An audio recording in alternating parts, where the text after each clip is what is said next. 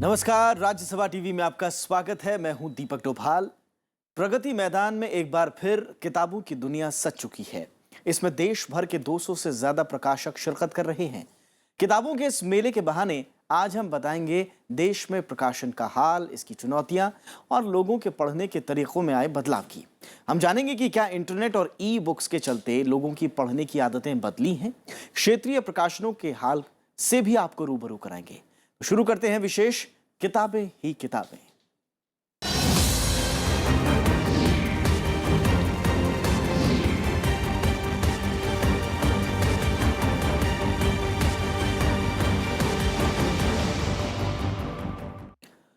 दिल्ली पुस्तक मेले का आगाज हो चुका है। 6 सितंबर तक चलने वाले मेले की थीम कौशल विकास है। अगले एक हफ्ते तक चलने वाले इस मेले में किताबों के अलावा स्टेशनरी, ऑफिस ऑटोमेशन और कॉरपोरेट गिफ्ट्स के भी कई स्टॉल लगाए गए हैं।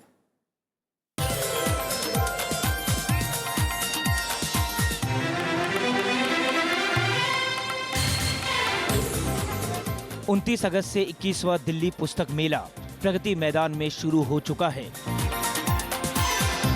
6 सितंबर तक चलने वाले इस मेले में बड़ी तादाद में लोग हिस्सा ले रहे हैं।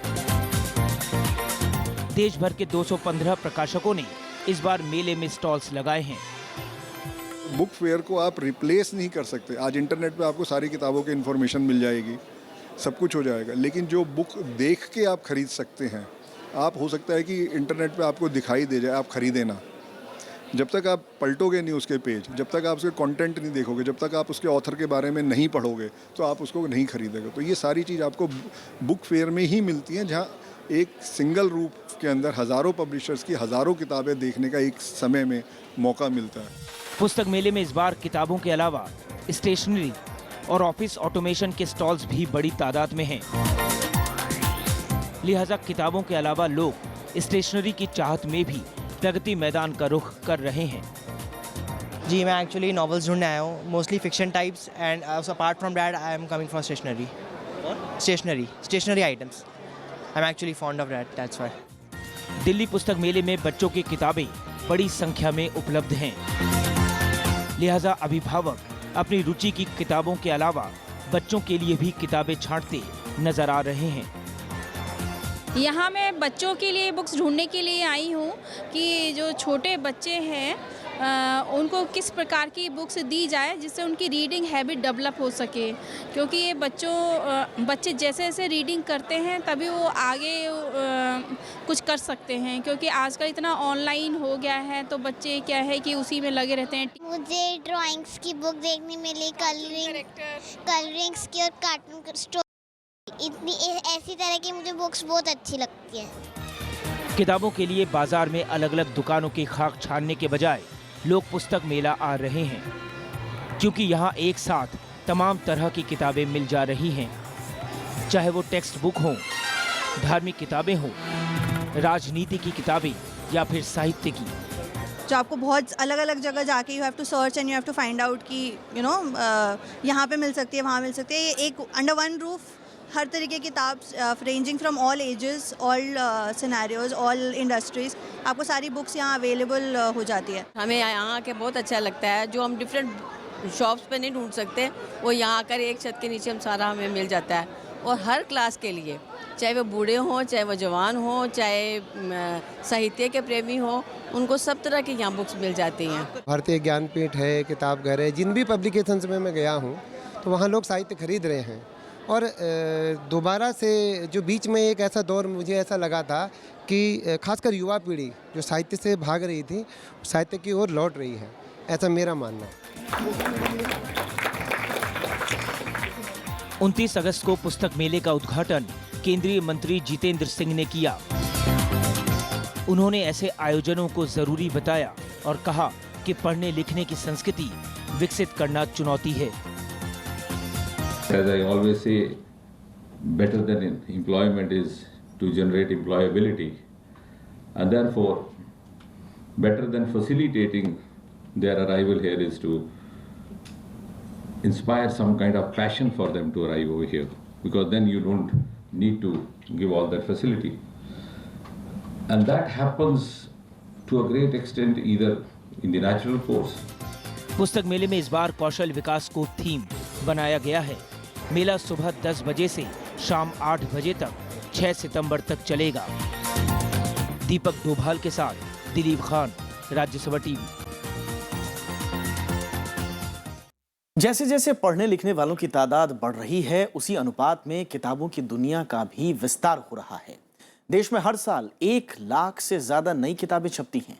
पहले के मुकाबले इस आंकड़े में सुधार आया है। इसके बावजूद इंटरनेट ने जिस तरह की मौजूदगी दर्ज कराई है, उससे प्रकाशकों के सामने एक बड़ी चुनौती खड़ी हो गई है।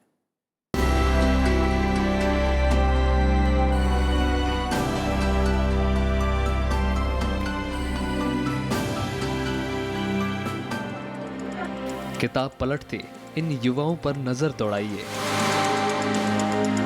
ये नए जमाने के लोग हैं, जिनके पहुंच में अगर किताब है तो इंटरनेट भी। स्मार्टफोन है, ई बुक्स रीडर है, यानी वो तमाम साधन है जिनके जरिए ये देश और दुनिया की बड़ी घटनाओं से खुद को अपडेट रख सके। ब्लॉग्स और वेबसाइटों की दुनिया में भरमार है, और ये वो चीज है जिसे दुनिया के किसी कोने में बैठा आदमी एक क्लिक से पढ़ सकता है। बड़ी तादाद में लोग अब ई बुक्स रीडर को प्राथमिकता दे रहे हैं। इस लिहाज से देखें तो प्रकाशनों के सामने इंटरनेट और नई तकनीक बड़ी चुनौती के रूप में उभरी है। देखिए, पाठक भटका हुआ है इसमें थोड़ा सा। वो क्या है कि वो टाइम वेस्ट कर रहा है ये व्हाट्सएप एंड फेसबुक और इंटरनेट पे, लेकिन उसको लस्ट फॉर नॉलेज जो पहले हमारे दौर में था, लस्ट फॉर नॉलेज बिल्कुल अभी इस समय तो ख़त्म है, लेकिन they will have to come back. क्योंकि हमने 1990 का दौर भी देखा जब कलर टेलीविज़न आया था और सीरियल्स आते थे, तो लोग पागलों की तरह से उस तरफ डाइवर्ट हुए थे, तो फिर बुक्स पे वापस आए। सितंबर 2014 में दुनिया में वेबसाइटों की संख्या 1 अरब को पार कर गई। ई बुक्स रीडर की बिक्री देश में लगातार बढ़ती जा रही है, लेकिन पश्चिमी देशों की तुलना में भारत में इसका शेयर बेहद कम है। बाजार पर नजर रखने वाले प्रकाशकों ने लोगों के बदलते मिजाज को भांपा और कई ऐसे प्रकाशन उभर कर सामने आए जिन्होंने ई बुक्स को अपना लिया। देश में इस वक्त ज्यादातर बड़े प्रकाशक मोटे तौर पर 2 से लेकर 10% तक किताबें ई बुक्स में भी बाजार में उतार रहे हैं। नीश पब्लिशर्स बहुत ज़्यादा आ रहे हैं, जैसे किसी ने कंप्यूटर्स की बुक्स बनाई, किसी ने सिर्फ आर्ट एंड क्राफ्ट में किया, किसी ने सिर्फ किंडरगार्टन सेक्शन में किया। तो बहुत सारे पब्लिशर्स जो हैं जो अपने पर्सनल इंटरेस्ट से इस तरफ आ रहे हैं, बिकॉज ये बहुत क्रिएटिव फील्ड है और एवर इमर्जिंग है। अब इसमें टेक्नोलॉजी का झुकाव होने से और भी ज़्यादा इसमें क्रिएटिविटी आ चुकी है, तो बहुत सारे लोग इस तरफ इंटरेस्टेड हैं। बल्कि हम ट्रेनिंग कराते हैं लोगों को DTP पे, वेब डिज़ाइनिंग पे, तो रिटेल पे। ई बुक से जुड़े कारोबारी आने वाले दिनों में बेहतर भविष्य को लेकर आश्वस्त हैं। फ्लिपकार्ट और अमेज़न जैसी कंपनियों का आकलन है कि 4-5 साल में ई बुक्स का शेयर 20% से भी ज्यादा जाएगा। स्मार्टफोन के आने के बाद लोगों की रीडिंग हैबिट में बड़ा बदलाव आया। अब ई बुक्स रीडर ना भी हो तो स्मार्टफोन पर लोग खबरें और किताबें पढ़ रहे हैं, लिहाजा प्रकाशकों के लिए इसे नजरअंदाज करना मुश्किल हो गया है। चैलेंज है, ये मैं मना नहीं करता, it's a challenge, but it is an opportunity also. सारे पब्लिशर्स अपने अपने लेवल पे अपने अपने मीन्स देखते हुए धीरे धीरे इस टेक्नोलॉजी को एब्जॉर्ब कर रहे हैं। डे बाय डे अगर आपको देखोगे थोड़े सालों में कि इंडियन पब्लिशर्स की काफ़ी किताबें आपको ई बुक्स में भी मिलने लग जाएंगी। हालांकि देश में इस वक्त भी मुद्रित किताबों को लेकर लोगों का उत्साह कम नहीं हुआ। हर साल 1 लाख से ज्यादा नई किताबें छप रही हैं। सिर्फ हिंदी और अंग्रेजी ही नहीं, बल्कि हर क्षेत्रीय भाषाओं में पहले के मुकाबले ज्यादा किताबें छप रही हैं। लिहाजा जानकारों का मानना है कि नई तकनीक के दखल के बावजूद किताबों की दुनिया संकट में नहीं पड़ने वाली। अमेरिका में बीते 3 साल से ई बुक्स रीडर की बिक्री दर ठहरी हुई है। हालांकि वहां अखबारों का बड़ा हिस्सा ई संस्करण में छप रहा है। जानकारों के मुताबिक छोटे लेख इंटरनेट पर पढ़ना आसान है, लेकिन बड़े टेक्स्ट के लिए किताब ही मुफीद है। 21वें दिल्ली पुस्तक मेले के उद्घाटन के मौके पर केंद्रीय मंत्री जितेंद्र सिंह ने भी माना कि इंटरनेट को किताबों के लिए खतरे के तौर पर नहीं देखा जाना चाहिए। I don't think that should be taken as a challenge if you take it as a supplementation. lot many things are now easier. If you don't find a publisher, you put it on the net, and it automatically gets readership across the world. So sometimes you tend to think, अरे साहब, because there's a prejudice also, particularly in the Indian side. अरे हमारे ज़माने में ये था, अब कुछ नहीं है. Always you would say.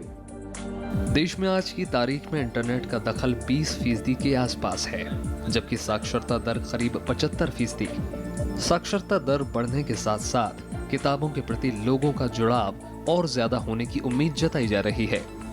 दीपक डोभाल के साथ दिलीप खान, राज्यसभा टीवी।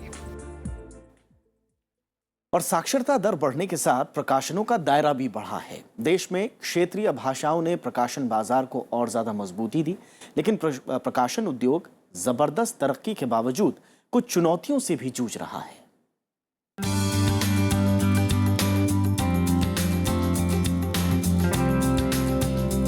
एक गधा होता है, वो बहुत आलसी होता है। इस नन्ही सी बच्ची के जहन में बसी ये कहानी किताबों की ही देन है। कहानियां हों, गणित विज्ञान के सूत्र, धर्म या साहित्य, ये किताबें ही इंसान के व्यक्तित्व को निखारती हैं। लेकिन इन किताबों का संसार रचने वाला प्रकाशन उद्योग आज कई चुनौतियों से जूझ रहा है। इसमें कोई दो राय नहीं कि बीते कुछ सालों में भारत में प्रकाशन उद्योग ने अच्छी रफ्तार पकड़ी है। आज पूरी दुनिया के प्रकाशन उद्योग में भारत का स्थान 6वां है, जबकि अंग्रेजी प्रकाशन में हम दुनिया के तीसरे सबसे बड़े प्रकाशक देश हैं। ये मार्केट तो बहुत बड़ी है और हम 2000 करोड़ के करीब की एक्सपोर्ट करते हैं, और जो टोटल मार्केट में आती है 25 से 30 हज़ार करोड़ की है। 25 से 30 हज़ार करोड़ की है, और मेरा मानना तो ये भी है कि ये फिल्म इंडस्ट्री से भी बड़ी मार्केट है। इसके बावजूद प्रकाशन उद्योग के सामने नई चुनौतियां आ रही हैं। भारतीय प्रकाशक इंटरनेट और ई बुक की चुनौतियों का अपने अपने स्तर पर सामना कर रहे हैं। इसमें कई प्रकाशकों ने तो अपने काम का स्वरूप भी बदलकर ई लर्निंग जैसे विषयों की ओर मोड़ दिया है, ताकि एक बच्चे को हम ऐसा एटमॉस्फेयर दे सकें कि अगर आपके पास किताब नहीं है, कहीं आप और पढ़ना चाहते हैं तो आप पढ़ सकें। अगर आपके पास टीचर की गाइडेंस अवेलेबल नहीं है तो आपको ई लर्निंग के माध्यम से टीचर आपके डेस्कटॉप पर मिल सके। उदारीकरण के बाद से भारत में विदेशी प्रकाशकों की आमद अचानक तेज हुई है। नई तकनीक और कम कीमत से विदेशी प्रकाशनों ने भारतीय कारोबार के सामने एक नई चुनौती पैदा कर दी है। हम हमेशा कहते हैं विदेशी प्रकाशक अगर भारत में आएगा तो विदेशी कंटेंट लेके आएगा।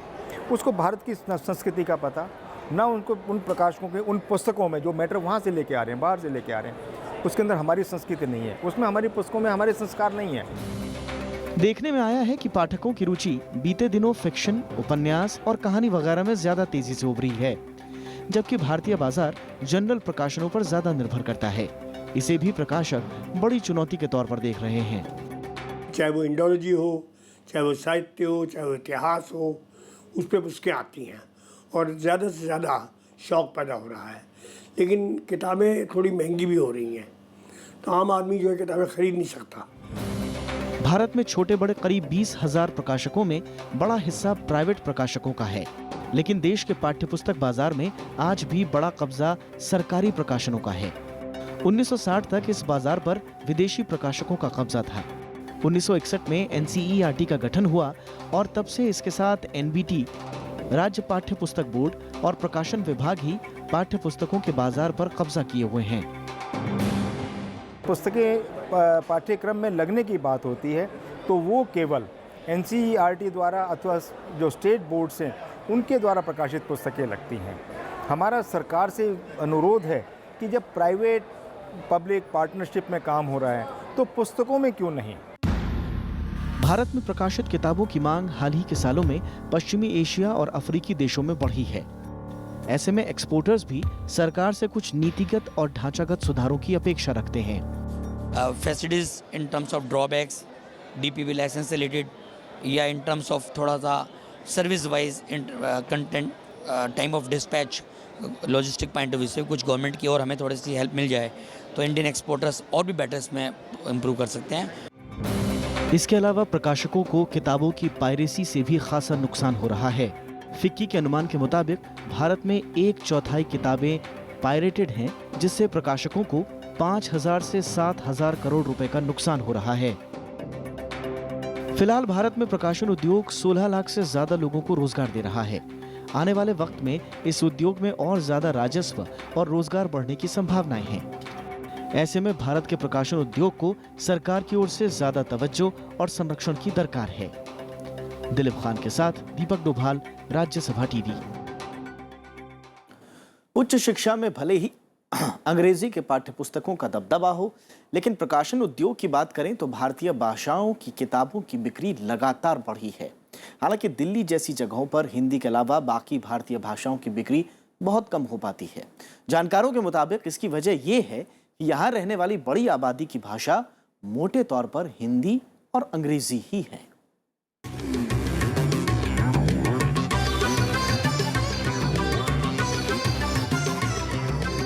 पुस्तक मेले में अंग्रेजी का दबदबा जरूर है, लेकिन हिंदी के स्टॉल्स पर भी बड़ी तादाद में लोग जुट रहे हैं। देश में किताबों के प्रकाशन पर नजर दौड़ाएं तो आज भी बाजार के 1/4 हिस्से पर हिंदी का कब्जा है। मैंने खुद जब यहाँ बुक फेयर में आता हूँ तो सबसे पहले कोशिश करता हूँ कि हिंदी की किताबें खरीदूँ, क्योंकि जो हिंदी अखबार हो या हिंदी किताबें हो, जितना उन्हें पढ़ के अपनापन सा लगता है, दूसरी भाषा उतनी आसानी से समझ में नहीं आती। प्रकाशन बाजार में अंग्रेजी का स्थान दूसरा है। पुस्तक मेले में हालांकि हिंदी और अंग्रेजी के अलावा बाकी भाषाओं के भी स्टॉल्स लगते हैं, लेकिन वो बड़ी तादाद में लोगों को आकर्षित नहीं कर पाते। जानकार मानते हैं कि असल में दिल्ली में हिंदी और अंग्रेजी के अलावा बाकी भाषाओं को जानने समझने वाले लोग कम हैं, इसलिए ये ट्रेंड देखने को मिलता है। लेकिन अंग्रेजी के दखल को सब बड़ी चुनौती मान रहे हैं। देखिए, आज बंगाल में जितनी पुस्तक पढ़ी जाती है या केरला में जो पढ़ी जाती है, आप अंदाज़ा लगा लें, गुजराती पढ़ी जाती है, लेकिन इसकी एक बात है, अंग्रेज़ी आज हमारे पूरे समाज में हावी होती जा रही है। अब तो लोग कहते हैं हमारे बच्चे, हम हिंदी पुस्तकों का व्यवसाय करते हैं, हमारे बच्चे भी कभी हिंदी इतनी नहीं जानते जितनी अंग्रेजी जानते। ऐसा है क्योंकि आजकल इंग्लिश स्कूल चल गए हैं, मोस्टली छोटे बच्चे इंग्लिश से ही शुरू कर देते हैं, इंग्लिश लैंग्वेज को पढ़ना। हिंदी की तरफ बच्चों का रुझान कम है, लेकिन फिर भी जो पुरानी किताबें हैं, जो पुराने राइटर्स हैं, उनकी हिंदी लैंग्वेज बहुत अच्छी है। भले ही बच्चे इंग्लिश नॉवल पढ़ते हैं, इंग्लिश बुक्स पढ़ते हैं। स्कूल कॉलेजों में अंग्रेजी माध्यम के चलते बच्चों में भारतीय भाषाओं की किताबें पढ़ने का चलन कम हुआ है। जानकारों के मुताबिक अंग्रेजी के जरिए रोजगार और विदेश जाने के अवसर बढ़ जाते हैं, लिहाजा लोग इसे प्राथमिकता भी देते हैं। दूसरा कारण ये बताया जाता है कि भारतीय भाषाओं में ज़्यादातर साहित्य लेखन हो रहे हैं और समाज विज्ञान, राजनीति और विज्ञान जैसे विषयों पर कम लिखा जा रहा है। इसके चलते युवाओं को ये खींच नहीं पा रही। लेखक भी उन विषय के कम मिलते हैं। ज़्यादातर सब्जेक्ट को अंग्रेजी लिखने वाले ज़्यादा हैं। हिंदी के अंदर लोग कम आए हैं। हिंदी में ज़्यादातर क्या नाम है, लिटरेचर बुक्स का, कहानी, उपन्यास है, तो पोइम है, इस तरह की चीज़ें जाने लगी हैं, या शोध वाली चीज़ें हैं हिंदी में। लेकिन जर्नल पब्लिकेशन कम हुआ है, तो उधर रुझान लोगों का ज़्यादा करना होगा। प्रकाशन उद्योग से जुड़े लोगों का मानना है कि चुनौतियों के बावजूद भारतीय भाषाओं के प्रकाशन का भविष्य में विस्तार होगा। आईटी के आने से, इंटरनेट आने से वर्नाकुलर बुक्स की डिमांड बढ़ी है, क्योंकि आज भी वर्नाकुलर बुक्स को आईटी के जरिए पहुंचाने में दिक्कत है। इंग्लिश को आप पहुंचा सकते हो, हिंदी में भी टेक्नोलॉजी आ गई है, दूसरी लैंग्वेज की भी टेक्नोलॉजी आ गई है, लेकिन अभी वो इतनी पॉपुलर नहीं है वर्नाकुलर लैंग्वेज के अंदर। बल्कि जितनी भी किताबों की डिस्कवरेबिलिटी है, वो इंटरनेट की वजह से पहुंचने लग गई है। हालांकि सरकार लगातार ये कोशिश कर रही है कि भारतीय भाषाओं को प्रोत्साहन दिया जाए। इसके चलते अलग अलग भाषाओं में कई अकादमी बनाई गई। पुस्तक मेलों से लेकर ऐसे तमाम आयोजनों में इन अकादमियों के स्टॉल्स लगते हैं। लेकिन फिलहाल बड़ी चुनौती ये है कि साहित्य के अलावा बड़ी तादाद में कैसे पाठ्य पुस्तकें इन भाषाओं में उपलब्ध कराए जाएं। भरत सिंह दिवाकर के साथ दिलीप खान, राज्यसभा टीवी। भारत में मुद्रण यानी प्रिंटिंग का इतिहास सैकड़ों साल पुराना है। प्रिंटिंग के आविष्कार से पहले सारी किताबें हाथ से ही लिखी जाती थी, लेकिन धीरे धीरे समय और मेहनत की बचत के लिए प्रिंटिंग मशीनें और टाइप मशीनों से काम लिया जाने लगा। आइए नजर डालते हैं मुद्रण के इतिहास पर।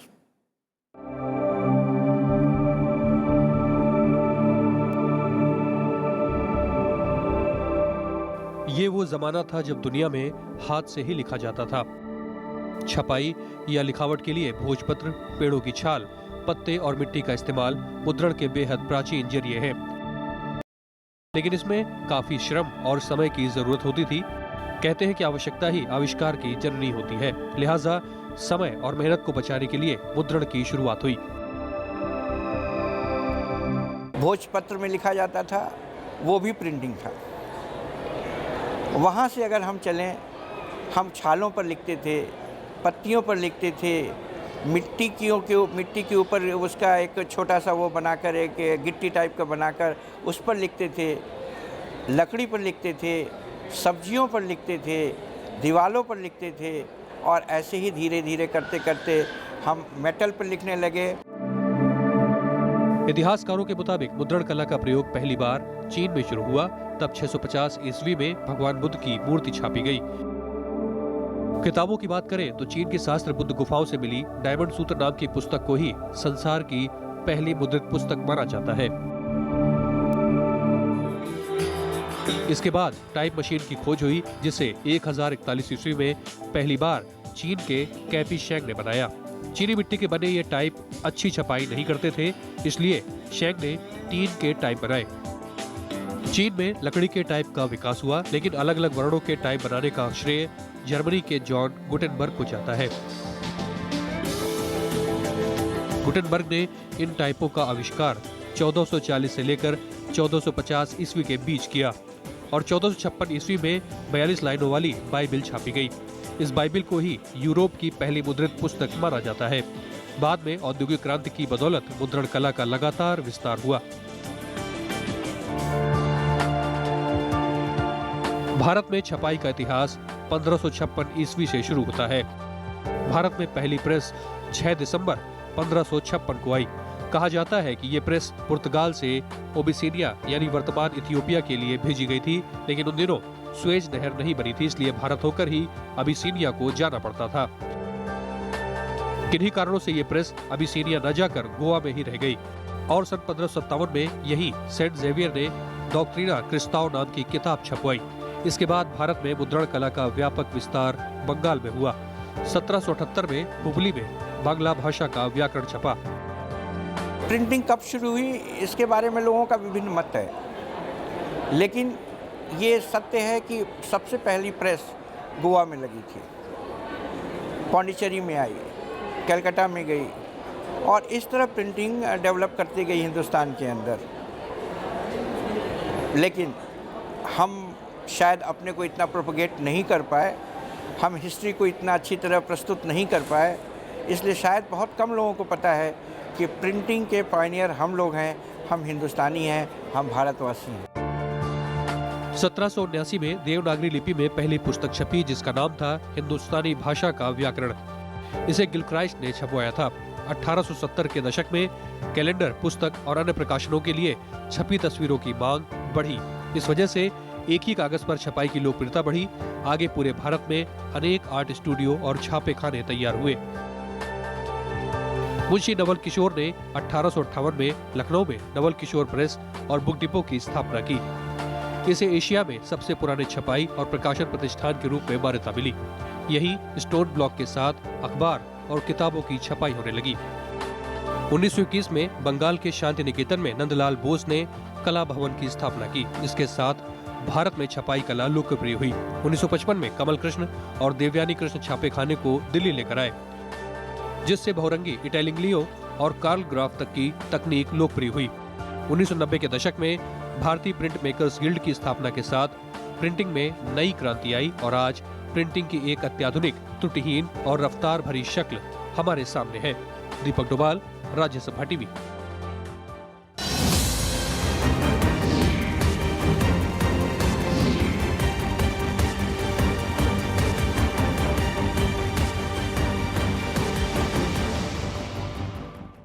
तो इसी के साथ आज विशेष के इस अंक में इतना ही। दीजिए इजाजत। नमस्कार।